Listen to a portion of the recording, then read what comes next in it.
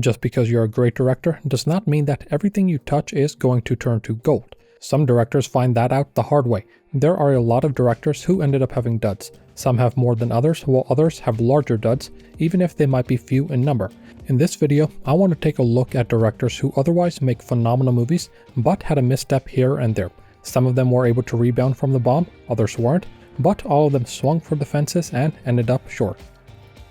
Oliver Stone directed what is one of my favorite movies of all time, 1987's Wall Street. Gordon Gekko is a top-tier villain and perfectly emblematic of not just 1980s excess, but of excess in the new century.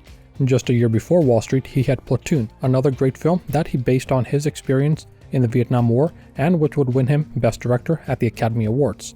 Long interested in history and politics, Stone got an opportunity to merge the two in his enjoyably flawed box office disaster, 2004's Alexander. This is a long movie. The theatrical cut came in just 5 minutes shy of 3 hours, while Stone's director's cut was 2 hours and 47 minutes. Then he released two more cuts. One was the 2007 Alexander Revisited, the final unrated cut.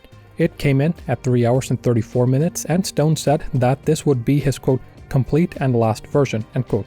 He added a lot of material that he said was essential. Well, that was a lie. There's one more cut, the hilariously named Alexander the Ultimate Cut, which removed material he added in the final cut, material that was supposedly essential. It came in at 3 hours and 26 minutes. All of that is to say that Alexander, by the creator's own actions, is not a good movie. When the director doesn't even know what the hell they got themselves into and needs 4 versions over 10 years to tell a story, you know that there's a fundamental issue.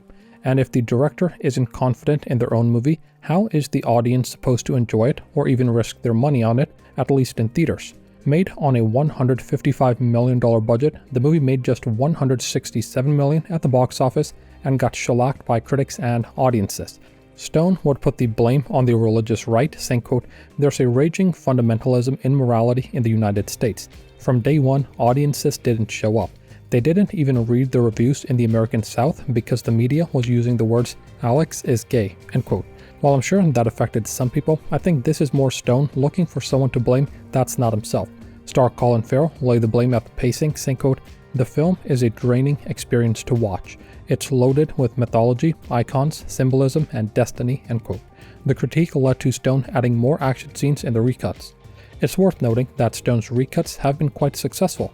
The DVD releases of the theatrical and director's cut sold more than 3.5 million units in the United States alone, while the final cut from 2007 moved more than 1 million copies. It's also worth noting that this is one of those historical movies that got praised for its accuracy. While criticism was leveled at what one historian called, quote, "familiar Orientalist notions," end quote, scenes depicting the Battle of Gaugamela received particular praise. According to Stone, quote, "I've been told by many historians that the battle is as accurate as they've ever seen in any movie ever to what they think happened at the battle," end quote. Of course, historical accuracy cannot save a movie that even the director can't figure out. Still, it's a movie I don't mind recommending to people. I had a blast watching it and will continue to do so. James Mangold is probably one of my favorite directors working today. Here's a guy that just makes good movies. Heavy in 1995, Walk the Line in 2005, 3:10 to Yuma in 2007, and more. In 2001, he worked with Hugh Jackman on Kate and Leopold and would reunite with him a decade later for 2013's The Wolverine, which helped reinvigorate the character after 2009's X-Men Origins Wolverine. A few years later, they would team up for 2017's Logan, one of the best, if not the best, comic book movies made thus far. His follow-up was 2019's Ford vs. Ferrari, probably the best racing movie to date. But then came 2023's Indiana Jones and the Dial of Destiny, the last Indiana Jones movie, though when it comes to movies, one should never say never. Mangold had some pretty big shoes to fill here. This was the only Indiana Jones movie that wasn't directed by Steven Spielberg and didn't have the story thought up by George Lucas. Rather, both were on as executive producers. Plans for the movie go back to the 80s when Indiana Jones first hit theaters.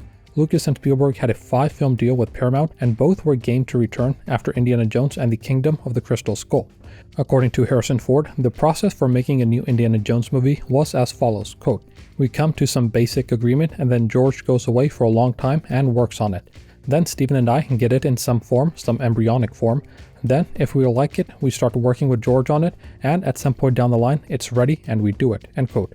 The issue for the fifth film ended up being a difference in approach. In an interview with the Times Literary Supplement, Lucas said that Spielberg wasn't enthusiastic with how Crystal Skull turned out. In his words, quote, "I'm in the future, Steven's in the past. He's trying to drag it back to the way they were. I'm trying to push it to a whole different place. So, still, we have a sort of tension," end quote. Things stayed on ice until Lucas sold Lucasfilm to Disney. After that, Disney bought the distribution rights from Paramount. Then, Indiana Jones would remain on ice until they got situated with Star Wars. Even when it was put back into pre-production, Spielberg was attached for several years.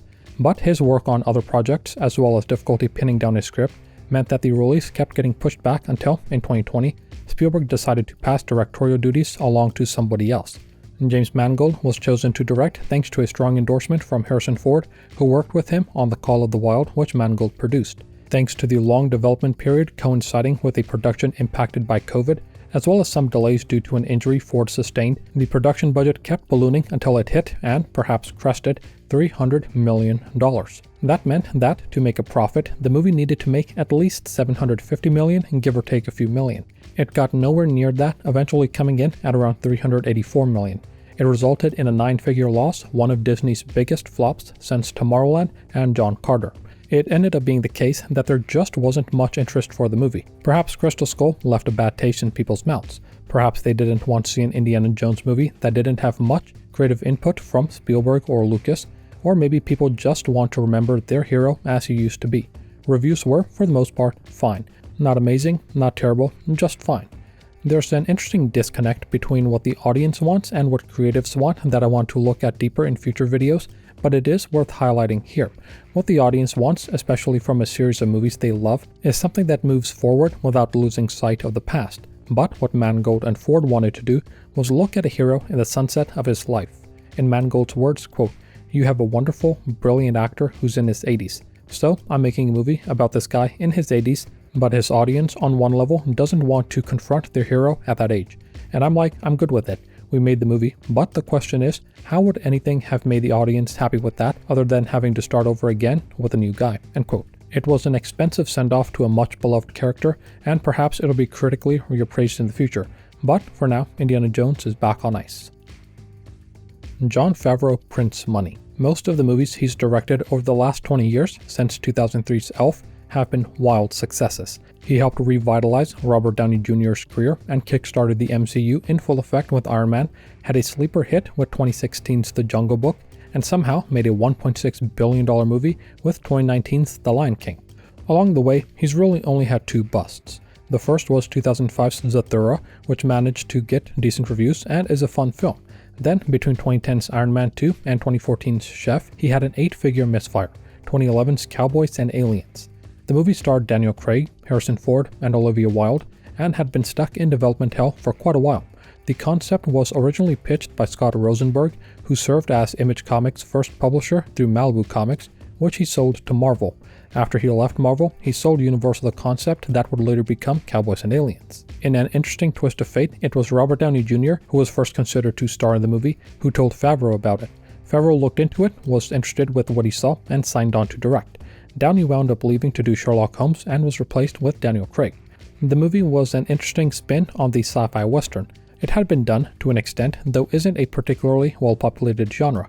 There's 1969's The Village of Gwangi, which has dinosaurs instead of aliens, 1982's Time Rider, which features a dirt biker who travels through time to the 19th century, where he's pursued by some outlaws that really want his bike, 1990's Back to the Future 3, which again features time travel, and 1990's Wild Wild West, which takes place in a steampunk version of the Old West. Cowboys and Aliens would fall in the same financial and critical vein as Wild Wild West, though it did manage to get better reviews. One thing I liked about the movie is that it took itself seriously despite the ridiculous concept. It could have been campy, it could have been hammy, it could have been a comedy, but no. It was a good old sci-fi western action thriller. Roger Ebert described it as having, quote, "without any doubt the most cockamamie plot I've witnessed in many a moon." Here is a movie set in 1873 with cowboys, aliens, Apaches, horses, spaceships, a murdering stagecoach robber, a preacher, bug-eyed monsters, a bartender named Doc, a tyrannical rancher who lives outside a town named Absolution, his worthless son, two sexy women, one not from around here, bandits, a magic bracelet, an ancient Indian cure for amnesia, a symbolic hummingbird, a brave kid with a spyglass, and a plucky dog who follows the good guys for miles and miles through the barren waste and must be plumb tuckered out, end quote. Amusingly, Ebert predicted that the movie would, quote, no doubt be popular and deserve success, end quote, thanks to its ambition, solid directing from Favreau, and solid acting from the stars. Well, he was wrong. The movie lost an estimated $75 million, or as much as $102 million when adjusted for inflation. I remember seeing the trailers for it when it first came out, and while it looked interesting, I ended up waiting to get it on Blu-ray. I wish I hadn't, but that's the way it goes. Some people didn't think that the genre mashup worked, others thought it was tonally inconsistent, while others took issue with the writing. Thanks to its long stint in development hell, the movie passed through a number of writers over the years, and it shows. There are 5 credited screenwriters: Roberta Orci, Alex Kurtzman, Damon Lindelof, Mark Fergus, and Hawk Ostby, though another half dozen or more had cycled through it. For whatever reason though, the audience was not there for it, and the movie ended up being a dud. You win some, you lose some. If there's one thing the Wachowski siblings excel at, it's taking risks that other directors so far haven't. They got their start by writing and, very quickly, worked their way up the ranks. Their first movie, Bound, was a critical success, while The Matrix helped change sci-fi, cyberpunk, and action movies as we know them. While the sequels weren't as well received critically, they still made bank, which earned them enough goodwill to tackle the projects that they wanted to tackle. They could have played it safe from that point on. Studios would throw money at them for whatever they wanted. Instead, they took 3 giant swings that ended up crashing and burning, but are, on their own, and perhaps devoid of some context, worth celebrating for the sheer ambition alone. The first was 2008's Speed Racer, based on the 1966 manga, which got a successful anime adaptation in 1967. The movie was a critical and commercial disappointment on its release. The fact that it was stuck in development hell for well over a decade prior to its release should have been seen as a canary in the coal mine. At different stages, Henry Rollins, Johnny Depp, Alfonso Cuarón, J.J. Abrams, and others had all been attached for one role or another. It wouldn't be until 2004 that things finally started moving along. The Wachowskis came aboard in 2006 and decided to impose their style on it. Whereas producer Warner Brothers wanted to approach the movie in what can only be described as a mundane way, designed to print money, the Wachowskis wanted to get risky. In an interview, Lana Wachowski had said, quote, "In cinema, everything looks the same, and it's a really aggressive straitjacket aesthetically," end quote. An overwhelming desire to break out of that straitjacket is what led to the neon, flashy movie that they made. Instead of viewing it as something that might have mainstream appeal, they viewed it as an experiment.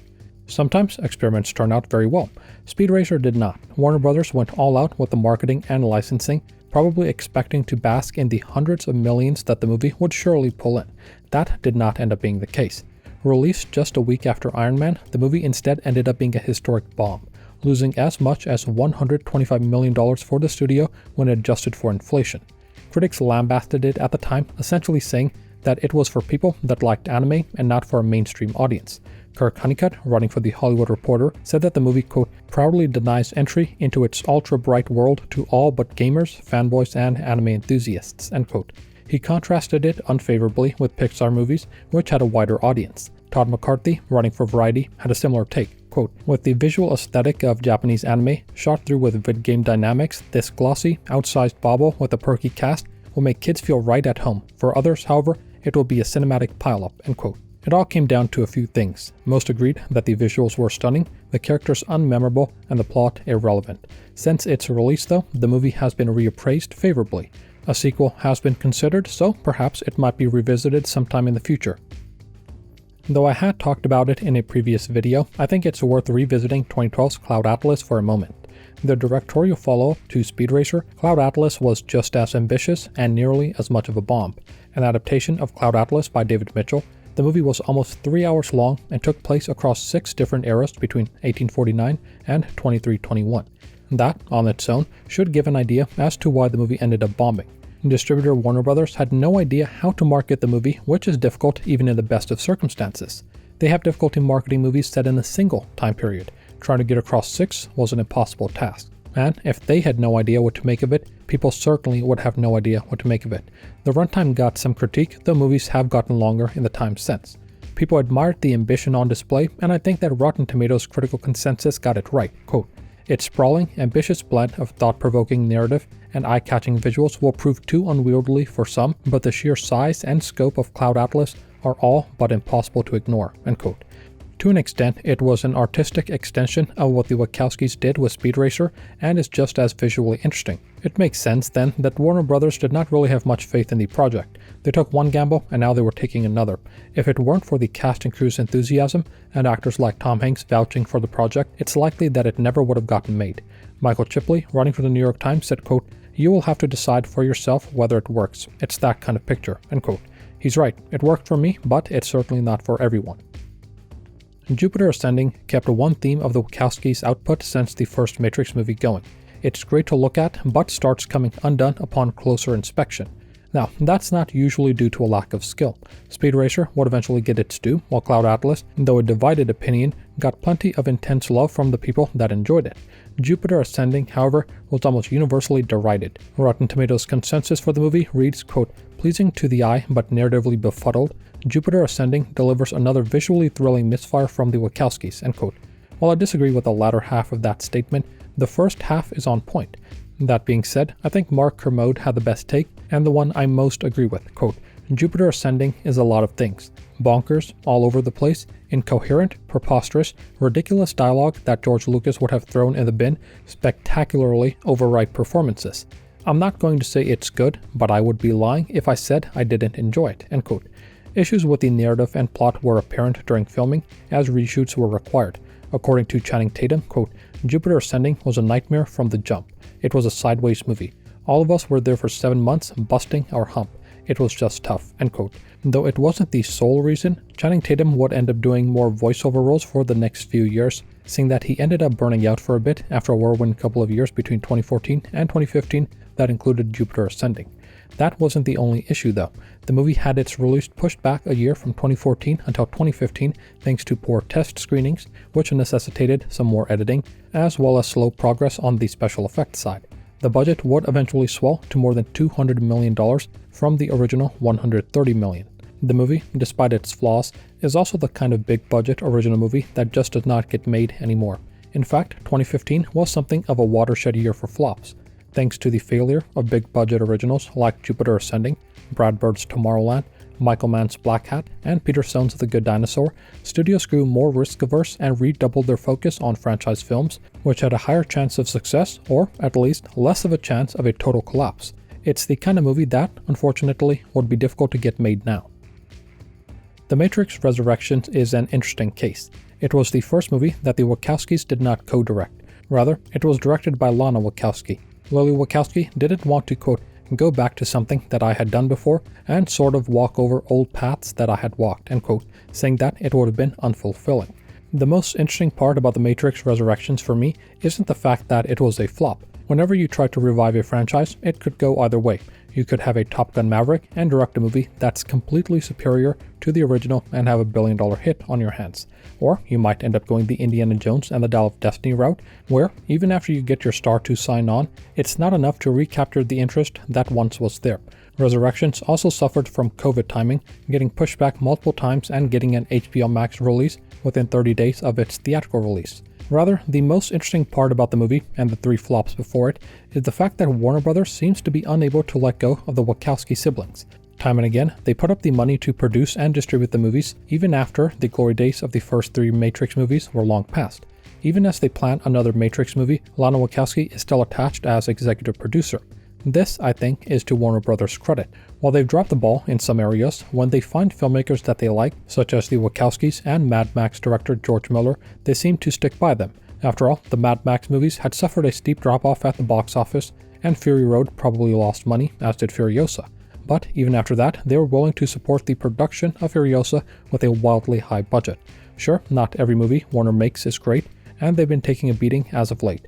But their willingness to fund creative insanity from time to time is, I think, admirable. All the movies here are flops, but they're also movies that I enjoyed. Few of them are actually so bad that I would regret watching them in theaters, and almost all of them are wildly ambitious. Even Alexander, for its many faults, is as ambitious as anything by the Wachowskis. An epic film is just really difficult to figure out how to do right unless your name is David Lean. Movies bomb or flop for a number of reasons, though quality is rarely, if ever, the sole reason. If that were the case, I wouldn't hear so many complaints about terrible movies doing well in theaters. Rather, I think most movies have enough of an audience to succeed. The job of the studio, then, is to give the movie just the right budget and just the right marketing strategy to find that particular audience. Horror movies seem to do this well, and perhaps there's a model there that can be adapted to action or comedy or romance movies. This, of course, is much easier said than done. These are hard problems to solve. There's no one-size-fits-all solution, and there's not just one issue that needs solving. But even if it is solved, there will still be bombs and flops. Sometimes a movie just doesn't work. Still, I hope even those movies keep getting made. The creative landscape would be much worse without opinionated filmmakers like Oliver Stone and James Mangold and the Wachowskis.